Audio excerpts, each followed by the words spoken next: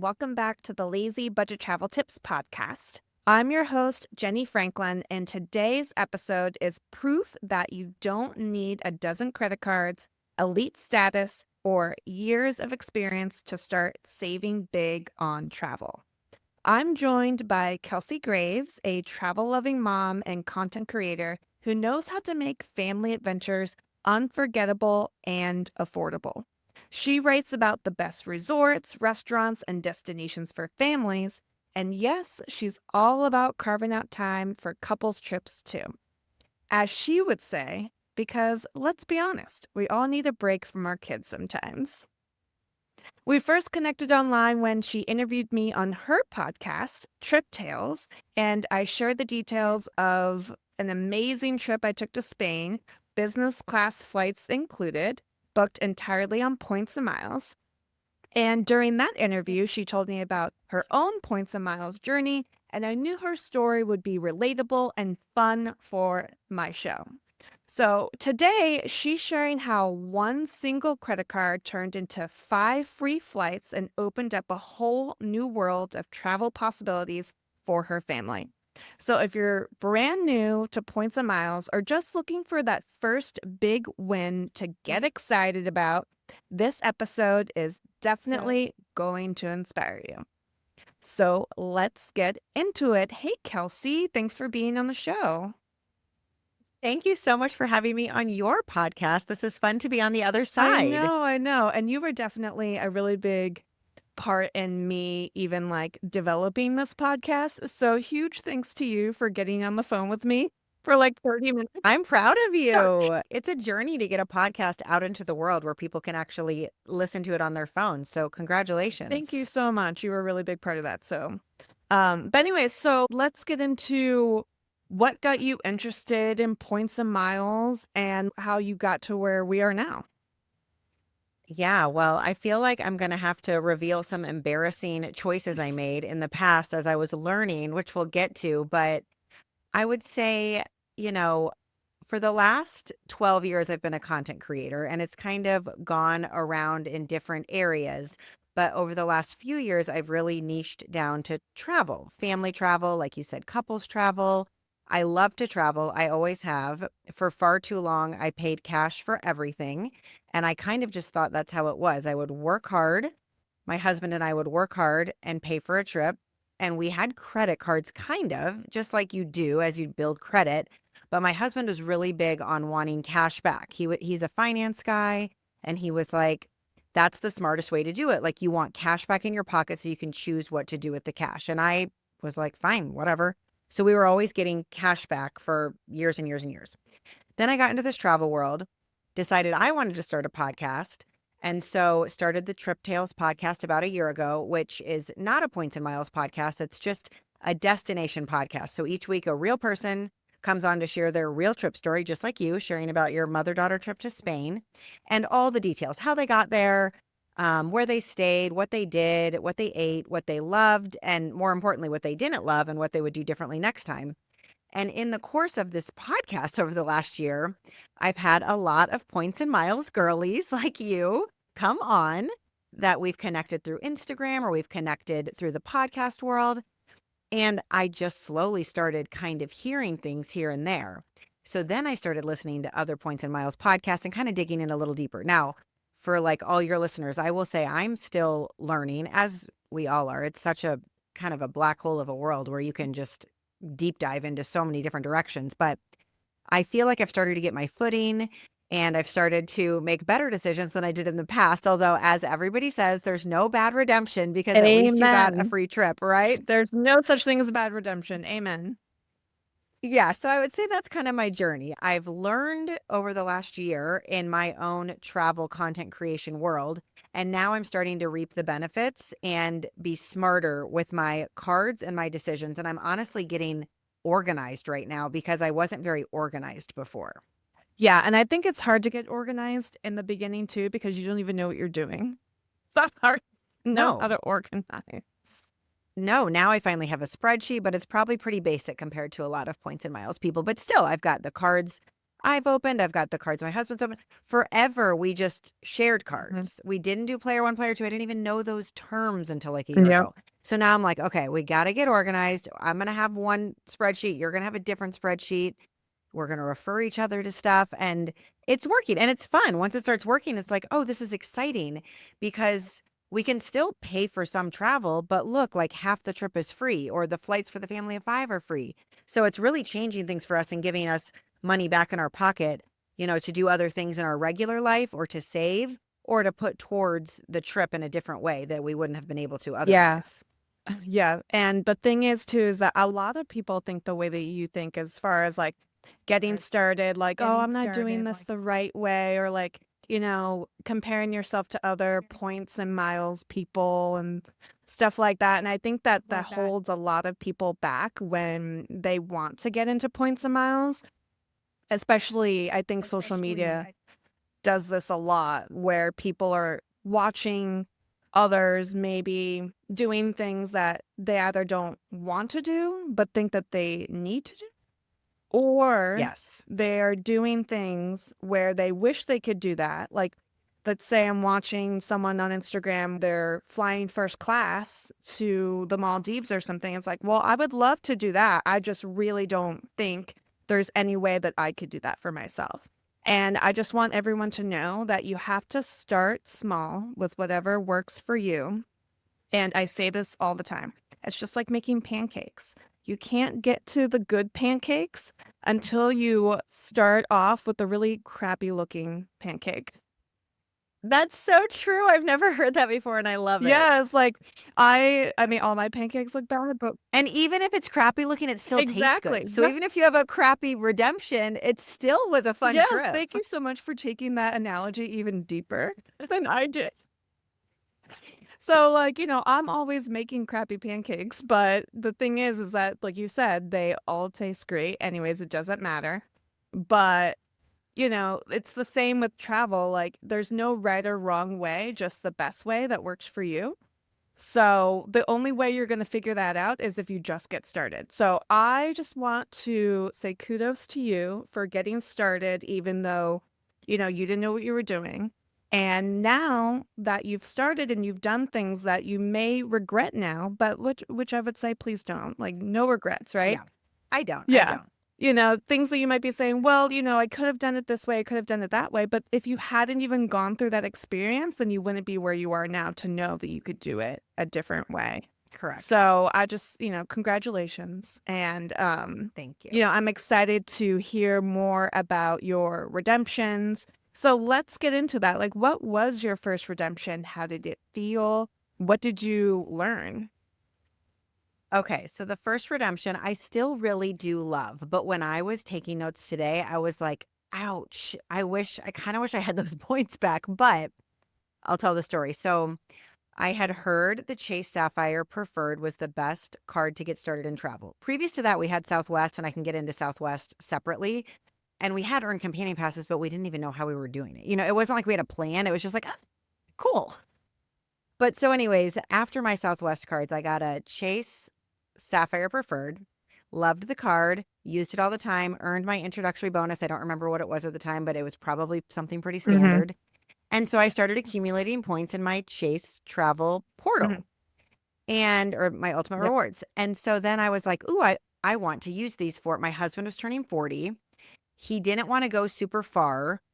He was in between jobs, so it wasn't like we were gonna fly somewhere crazy. Like he wanted to be kind of smart with money and not spend too much, which is why I was like, oh, we've got these points sitting in my Chase account. I might have had 100,000 points. I'm not sure what I had in my account at the time. But so I just went straight to the Chase travel portal because that's all I knew that you could do. I didn't even know I knew you could send them to Southwest because we'd done that for flights, but I didn't really know about Hyatt redemptions or anything like that. So I get started playing in the portal, and he really likes the outdoors and to hike in the mountains. We live in Nashville, Tennessee. He wanted it to be drivable. Again, we were trying to make this affordable. And so I'd always heard about the Omni Grove Park Inn in Asheville, North Carolina. It's a historic, gorgeous hotel. Kind of feels like a special occasion place. They've got an amazing spa. And so I was like, oh, this would be perfect. And so through the Chase portal, I booked us 2 nights. We stayed another night at a different property because the Omni Grove was so expensive. But 2 nights for almost 92,000 points in a Mountain View room. Now, the Mountain View King rooms do run about $450 to $500 a night. So no matter what, it was going to be like an $1,000 a night just for 2 nights trip. It was going to be a special trip. So we did get to go without paying that, and we loved the hotel. It's super cool. It's up on like a mountainside. It has insane views of the Blue Ridge Mountains.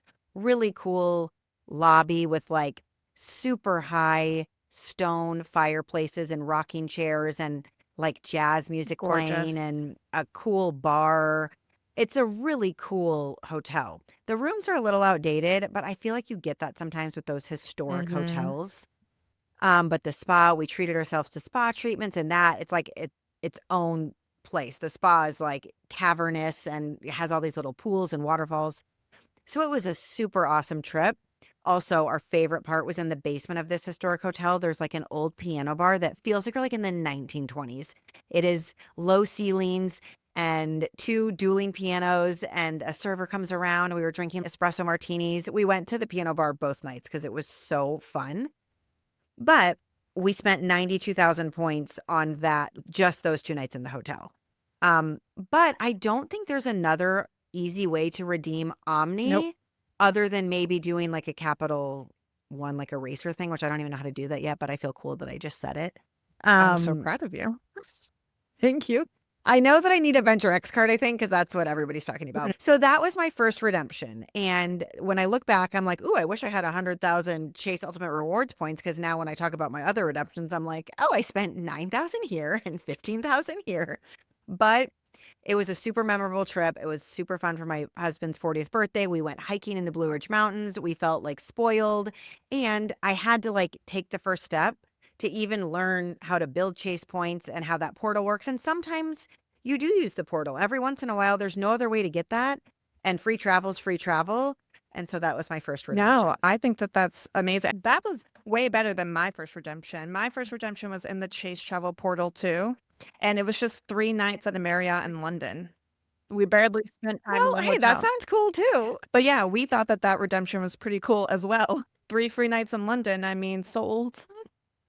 Yeah. So, but you're right. There's really no other options for your Chase point. If you're going to use your Chase points for that hotel, it's not like you could have transferred your points. Right.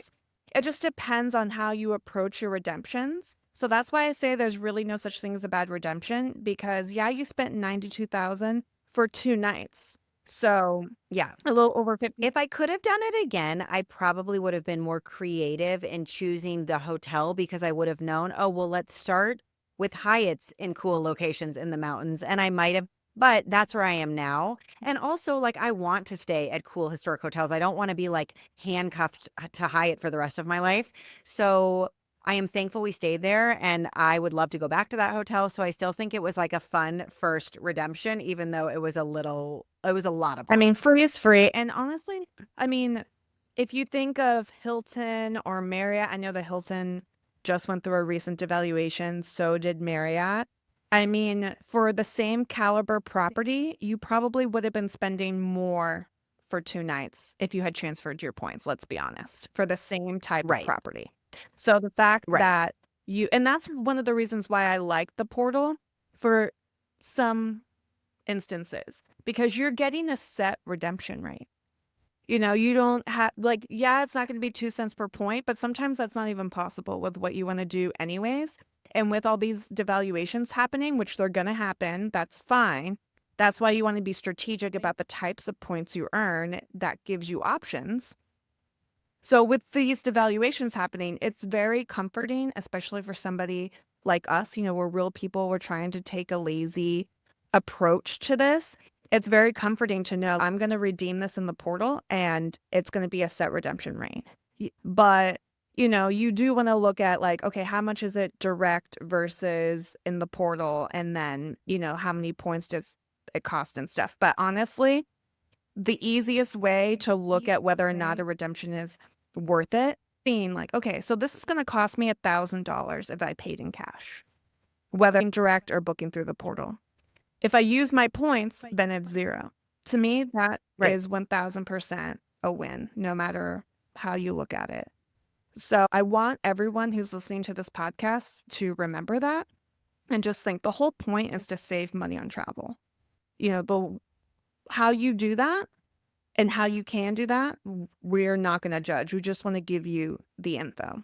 We listen and we don't judge. Yes, no judging here at all. So, and we want to know too, how are you redeeming your points and stuff? We definitely want to learn from other people, even if you don't think that it's a big deal. Kelsey's like, I don't think that this is a big deal. I would love to hear about that property. That sounds really cool. And, if it wasn't for points, you probably wouldn't have been able to stay there. Right. So let's talk about what are your wins so far with redemptions? I know that you had said that you were able to get free flights to New York for 5 people, which I think is awesome. So tell us a little bit about that. Yes. So I've gotten a little bit savvier and we've gotten better at our Southwest. That is where we need to get organized because for the longest time, we were just authorized users on one card. And currently, literally right now, I'm like in the process of, we've had them forever. They were like our first credit cards. I'm in the process of downgrading or closing certain ones so that like I can hold one and then I can refer my husband to one.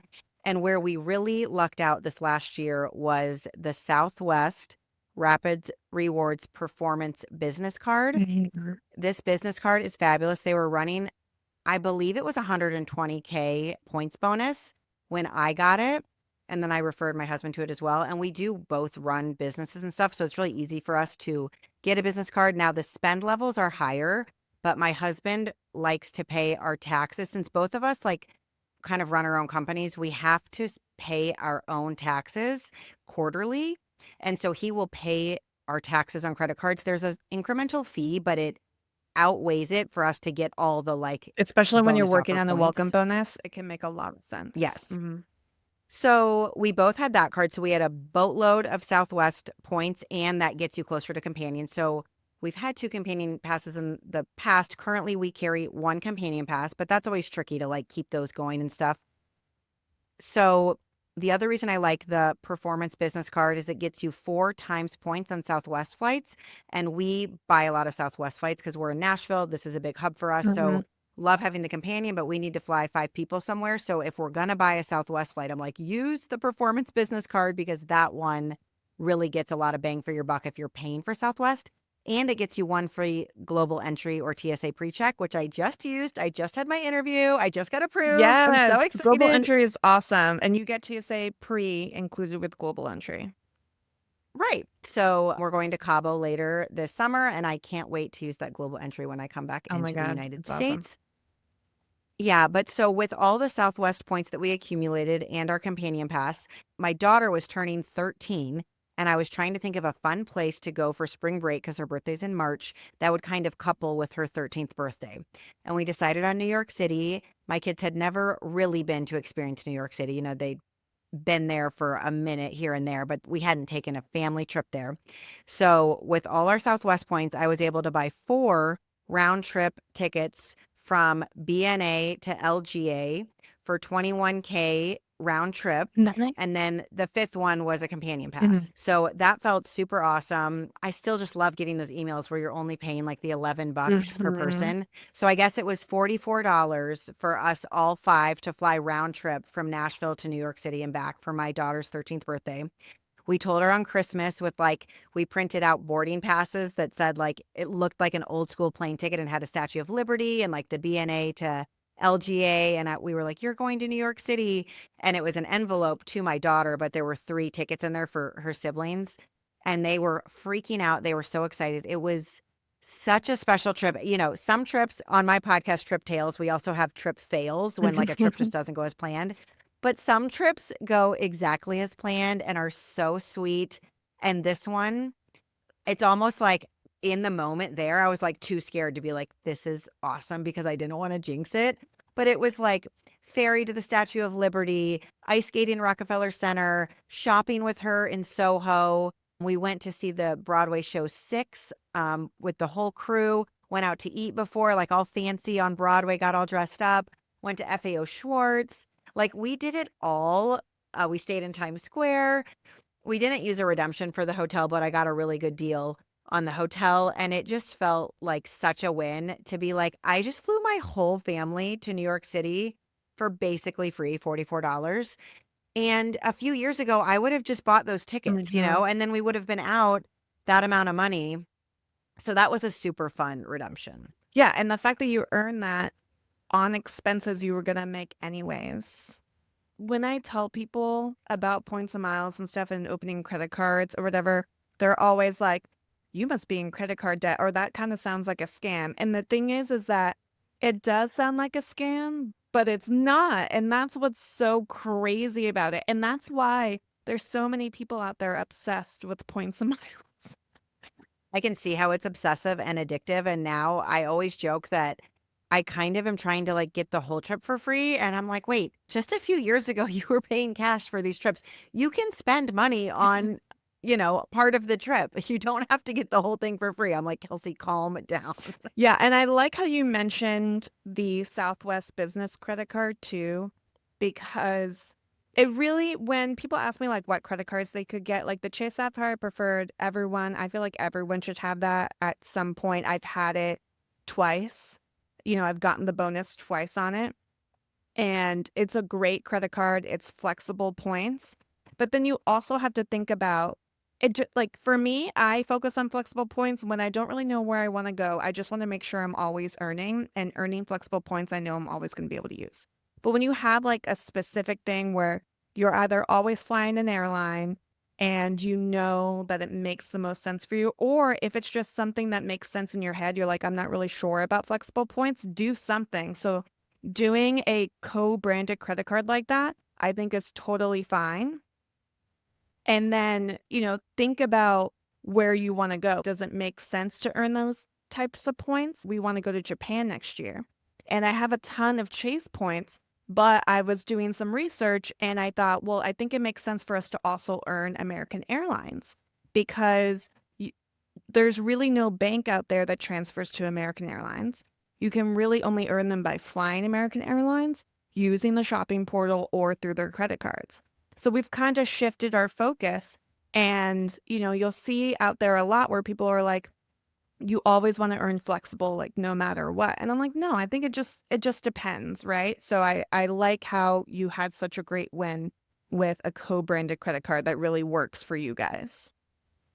Well, and I think it depends on like seasons of life too and knowing where you want to go. Cause like I'm a big dreamer. I could go anywhere tomorrow. I could be like Japan, Maldives, whatever, but that's like not my reality right now. I have three younger kids stuck to a school schedule, stuck to sports schedules. So for me, it actually is really smart for me to focus on Southwest and say, okay, this is a really reliable airline in my hometown. Where can we fly direct so that we don't mess up our trip by having a cancellation? And it's kind of fun. Like now we have Iceland direct from BNA. I think we might have Ireland, we might have London, and then we have Cancun, Cabo. There are places that are cool that we can get direct with a companion pass, sometimes two companion passes, and that makes a big difference to us right now. Now, in 6 years, when my kids are kind of moving on and out of the house, I might switch and be like, okay, let's go to the Maldives, and then I won't care as much about Southwest points at that point. But being like realistic about where you want to go and what makes sense for like this season of life, I think is really important. Yeah, absolutely. You're right about the seasons of life for sure. Like right now, it's just me and my husband, or like I'll travel just me and my mom. But you never know, like we might have kids or have pets, like we just bought a camper because, my husband's obsessed with RVs, you know. That's So exciting. yeah, so we're like doing some camping and then also, doing some other types of trips. So it just depends on, like you said, what you're going through in life and this different seasons. So what trips do you guys have coming up with point that you booked with points, or like what cards are you like focusing on right now for future redemptions? So this summer is like my point. It's like the summer of points.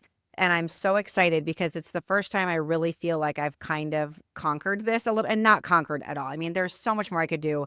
I'm There's not someone who's always going so to, much more you could do. yeah. I'm not going to hold 15 cards. I just can't yet. Right now, I can have a handful that work well for me and for my spending style and that makes sense. And then, maybe someday. But right now, it's like my husband and I can hold about 5. That's all we can really handle. But again, business cards, love a business card. So I really like the Chase Ink Mm-hmm. business card.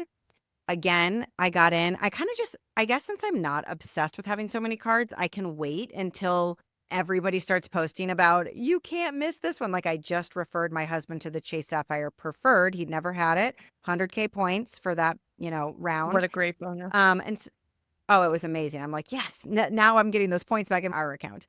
So we had a lot of Chase flexible points to work with for this summer, which was amazing.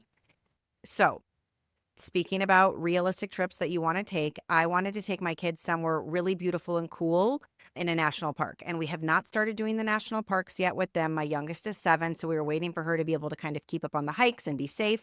So I was like, let's just start with the obvious, the Grand Canyon. My kids think it's cool. They've learned about it in school. I have a 4th grader, so they get the 4th grade National Parks Pass, which gets them into Nice. any national park for free.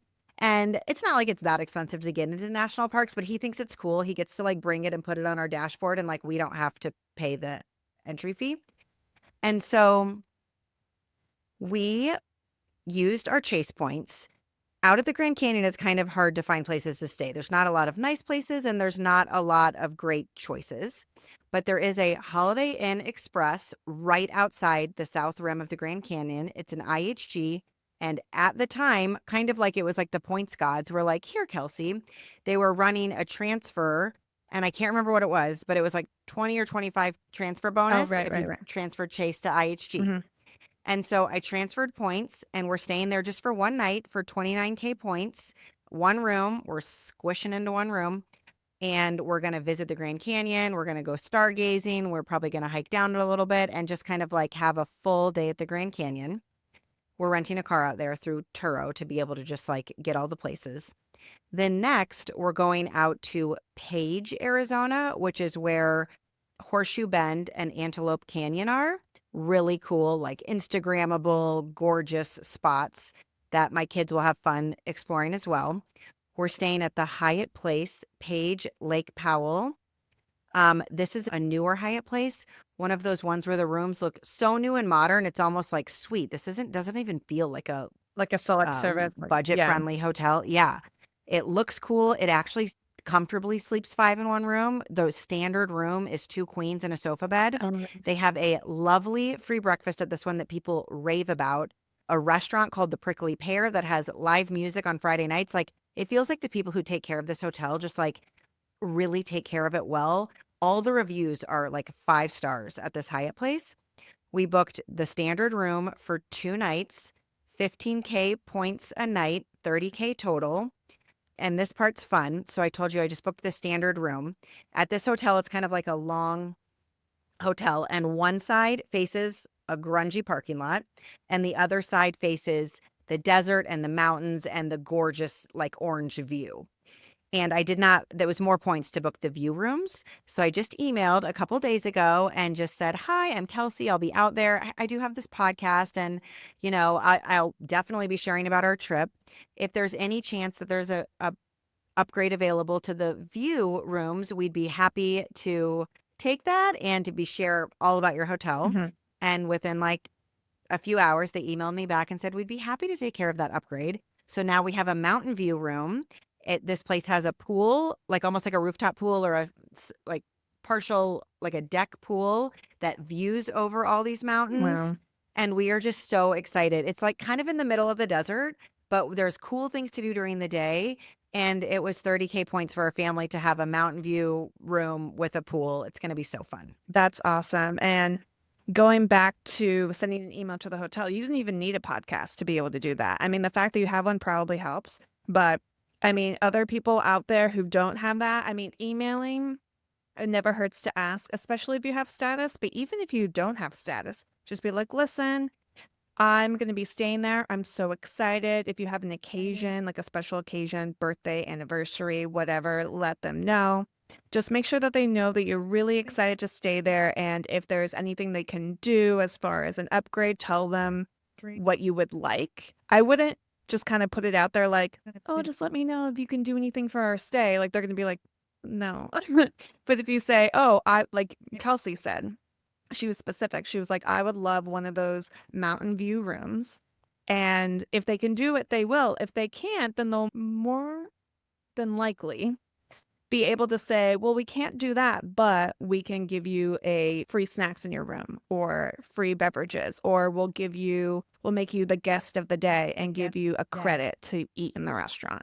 So it never hurts to ask. You miss 100% of the shots you don't take. So just, ask the question. If they say no, fine. But guess what? You're in the same spot you were before. And if you hadn't asked, it would definitely be a no. So Yeah. And I heard a really good tip on, and I do this now each time, is looking up what rooms are even available right now. Like, don't ask for the 2-bedroom suite if you go online to book it while you're there and it's literally not even available. mhm. But if you do see that some rooms that might be beneficial to you are available, you can ask specifically for that room. That just almost even makes their job easier because they're like, is this room available? Oh, it is. Okay, fine. Let's just like move her to that one. So, Exactly. You want to make it so that they don't have to do any thinking. yeah, but then they're still like the hero at the end of the day Right. and they're like pleasing their guests and they want you to have a great experience. And of course, it doesn't always work out, but like you said, sometimes it does. And then now we don't have to look at a parking lot. So that's going to be Yeah, fun. and you didn't have to pay the extra points to get that view. Right. Right. And then our final redemption for that trip is after kind of our outdoorsy hiking portion of the trip, we're driving back down to Scottsdale to stay at the Grand Hyatt Scottsdale for 2 nights to kind of just chill. I always save like the best for last, put our feet up, order poolside lunches and drinks for 21K a night. So 42K total. We're staying 2 nights at the Grand Hyatt Scottsdale in a standard room. I haven't emailed them yet. That's coming today. That's on my to-do list. So hopefully there'll be some sort of opportunity there. But they've got pools and water slides and cool restaurants. And it just feels like amazing that I can take my family of 5 to this bougie hotel for free. And like, this is one of those hotels that would have a resort fee for sure. And on Hyatt, if you book on points, the resort fee is covered, which is insane. And so that one felt like a really special win for this summer. Yeah, that's awesome. And, the amount of points that you say it costs, and those are with Hyatts, right? The first one was IHG, which is a little bit more, but the Okay. second two, 30K plus 40. Yeah, like we're staying 4 nights at different hotels, different Hyatt hotels on this trip, and we don't even come close to what I spent in the Chase portal, which is kind of funny. It's like, oh, Mhm. wow, look at that Well, transfer. what I was gonna say is that you were getting, like, you've got like the Chase Sapphire Preferred, which just recently had a 100K bonus. And, the inks are also a really great way to rack up points. I'll drop a blog post in the show notes for you to read. But with one credit card bonus, you could get multiple stays and for multiple trips. Because, like you said, those stays didn't even add up to the 92,000 that you spent on 2 nights of the Omni. The one credit card bonus covers that. So you don't even have to think too hard when you're earn these points. So if you already have a expense coming up, you've got business expenses, but you also have personal expenses as well. If you can hit a minimum spend, then one bonus can get you multiple trips on spend that you were going to do anyways. Like, it's insane. I love it. I just still don't believe it's real. Well, this is where I really don't believe it's real is I have been watching. So that's our family trip for the summer. And then I always like to take a couples trip over the summer. My husband and I used to try to get together or get away multiple times a year. But as our kids have gotten older, it's really hard during the school year because they're involved in so many different things. And it's really hard to like put that on somebody else. It's like, here's the 10 things and places they need to be today. So we try to get away over the summer where schedules are more chill and lax. And I've been watching this hotel on Instagram ever since like the points guy, who I loved to follow even before I got into points and miles, just because he went cool places, posted about it years and years and years ago. But it's the Cape, a Thompson hotel in Cabo, which is a Hyatt. And it's just like this bougie boutique. It's not adults only, but it feels adults only hotel. Like kind of out on this like jutted rock peninsula in Cabo, and like the waves are crashing up on the rocks. There's an infinity pool that overlooks the ocean, a rooftop bar, really nice restaurants, and just like the rooms look so like modern and cool. And I've just thought that hotel looked so cool for the longest time before I knew about transferring points to Chase and that, or transferring Chase points to Hyatt, and that it even was a Hyatt. So then when it came to booking our summer trip, we still had points left over. And I was like, we're going to go to that hotel. And so, as easy as can be, I like look up the room rates. It's 30K points a night on a weeknight and 35K on a weekend for when we wanted to go in July. So 3 nights, 100K points. And our flight, we're going to change. My daughter's my companion right now on Southwest because I fly a lot with her for her dance competitions. But I like have it on my calendar after Grand Canyon to change my companion to my husband. We got a tip. We actually booked him a flight on points because we had points so that if worst case scenario, we would still have his flight, but also to hold his seat. And then when we transfer him to my companion, those points will go back into our Southwest Oh, account. very I smart. feel real savvy right now. Yeah, look at Just have to say. you. And so we're going to Cabo, paying for one Southwest flight to get there. And I can't remember if that one was on points or if we paid for it, but one Southwest flight to Cabo. He's my companion, and 3 nights at the Cape of Thompson Hotel for free.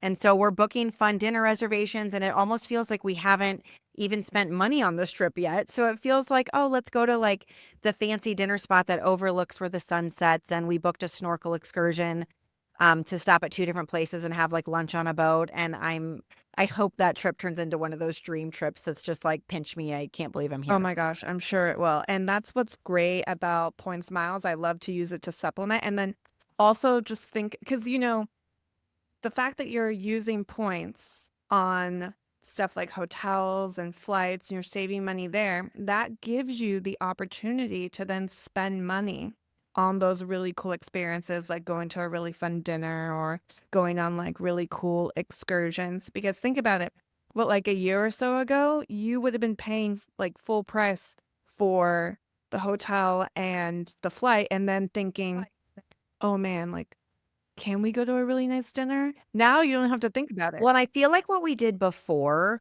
was we would still do it all because we're just kind of like those types of travelers. We're like Okay, not budget okay. travelers. We did, and then we'd almost have this regret when we got home because it'd be like we wouldn't want to look at the hotel portfolios. We wouldn't, and then you get home and you're like, oh my gosh, that was a $5,000 trip. Our family trips were like $10,000 trips, and now it feels like this summer we're going to get home and it's like no regrets.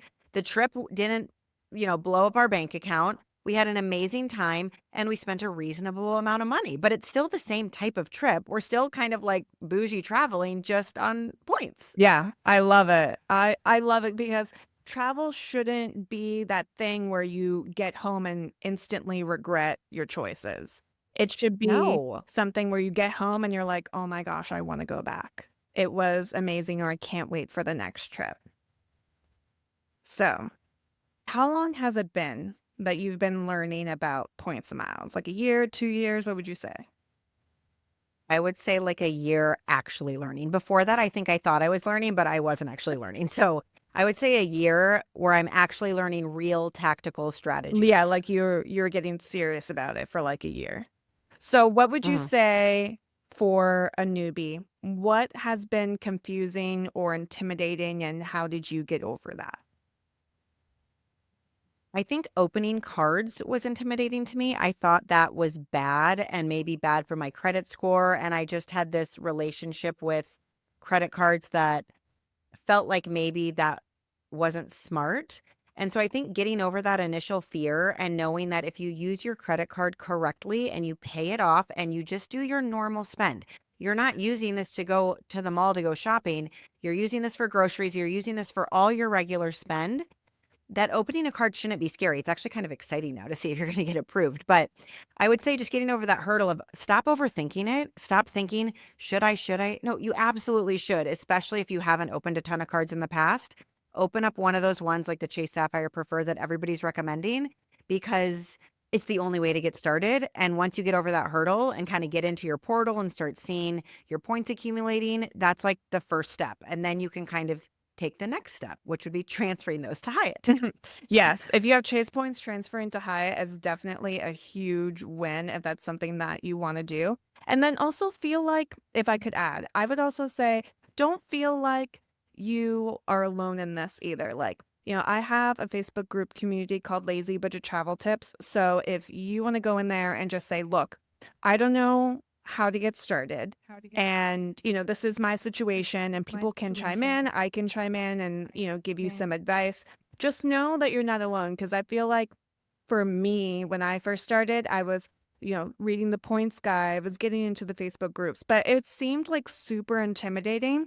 And the Lazy Budget Travel Tips Facebook group is a really like down to earth, relatable group. And like you said earlier, we do not judge there. So just know. I highly recommend your group. I highly recommend Genni's Facebook group because I'm in there.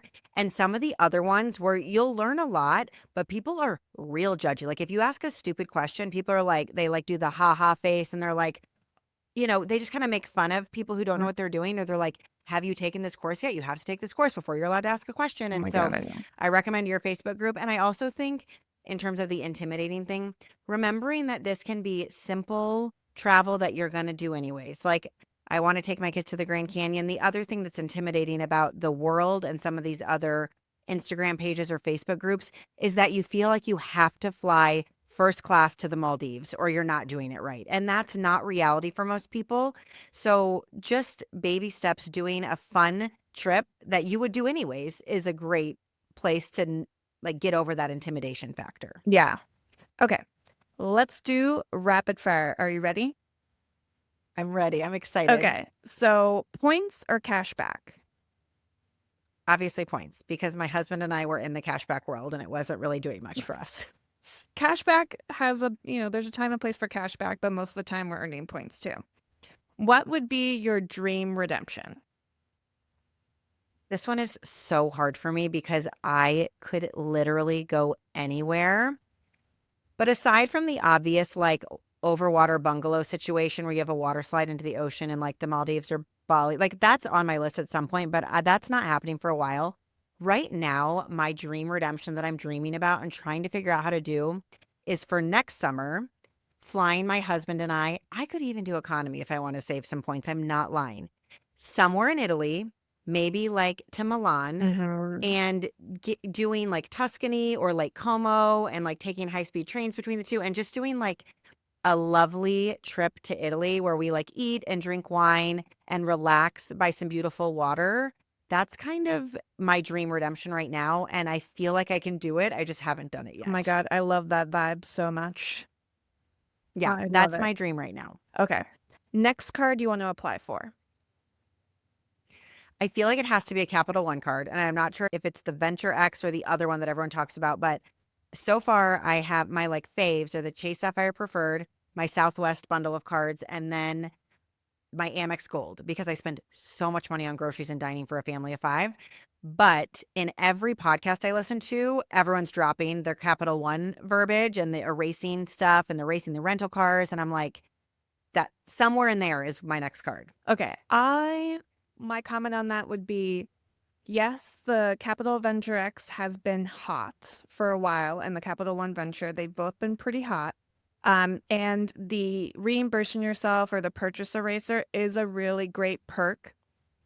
But if you... I don't care about lounges Okay. because I don't have any in Nashville that are cool. There's only one Delta lounge, I think, and I don't even care. Like I would someday love to, but I'm not like, oh my gosh, I have to get into a lounge. And I feel like a lot of people love them for the lounges. Yeah, that's what I was going to say too, is that if you're not really into airport lounge access and you are like, let's say if you're a Hyatt person, then I would focus on earning Chase points, because then you're going to get a better value transferring your points from Chase into Hyatt. Because with the Capital One, if you're erasing, I think it's only 1 cent per point value, which is fine if that's what you want to do. If I would only use it if I couldn't like use points to erase that purchase any other way. Like if I couldn't use if I wasn't interested in Hyatt and I was going to Disney, for instance, and I really wanted to be able to use points to erase food purchases or souvenirs, then I would get the Capital One Venture or the Capital One Venture X so I could then erase those, or if I wanted to use it for tickets. But if I'm someone like you that doesn't care about lounge access, and if you are really into Hyatt, then I would kind of put the Capital One Venture on the back burner and continue with earning those Chase Ultimate rewards with the inks. I Getting the feel like inks. one way I could use it is because I heard someone say this on my podcast, since we are a big family, is erasing Airbnbs. Yeah, you can So do that too. sometimes we can't fit into one room, and so we could go somewhere and do an Airbnb and then erase that $300 a night because I feel like it works with Capital One. Yeah. But I still haven't made my Yeah, mind you up, can so I'll be thinking erase about as it. long as it's codes as travel, then you can use the purchase eraser with Capital One. And you just have to do it within 90 days of the Okay. charge. So that's definitely something to keep in mind when you're considering. But that's the thing though about it, right? Like you listen to podcasts or you talk to people, and there are some really hot, I like to call them like shiny object syndrome. Like, oh my gosh, that's a shiny object. Like everyone's talking about it. But you got to ask yourself some questions first, I think, before. So I'm really glad that you brought that up. Okay, so last question.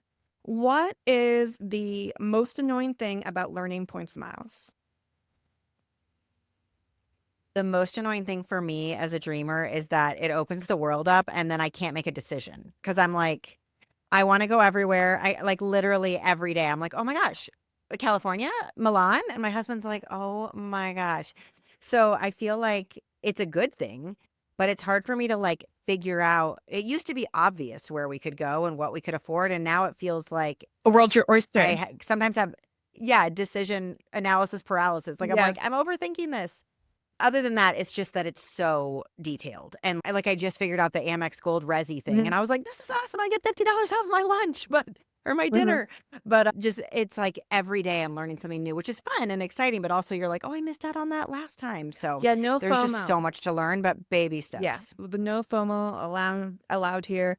Someone Okay. posted in the Facebook group the other day, they were asking me a question about like, oh, I had a choice of earning points through a portal or a dining program or using my card. And I was like, oh, stack it all, baby. And they're like, oh no, I missed out on stacking. And I'm like, that's okay. Now you know. Yeah. And listen, Hmm. you're doing way more than most people, so you should still pat yourself on the back. So, I will. yes, let's take a moment. Pat, pat, pat, pat. Okay, yeah. I love this conversation because it shows how real people, busy parents, beginners, and everyone in between can start using points and miles without making it their full-time job. So, Kelsey, why don't you let us know where we can follow you on all of your upcoming adventures? So I'm on Instagram. It's just my name, Kelsey_Graves, and I post all about our family travels and adventures there. And then I also have my podcast, which is called Trip Tales, and you can search that wherever you're listening to this podcast and find out all of these other fun trip destinations that real people are going on and sharing about. So, if you loved this episode and it made you feel like, okay, maybe I can do this too, then share it with a friend and be sure to hit follow, subscribe, join the Lazy Budget Travel Tips Facebook group. And as always, keep it simple, keep it fun, and keep exploring. We will see you next time. Thanks, guys.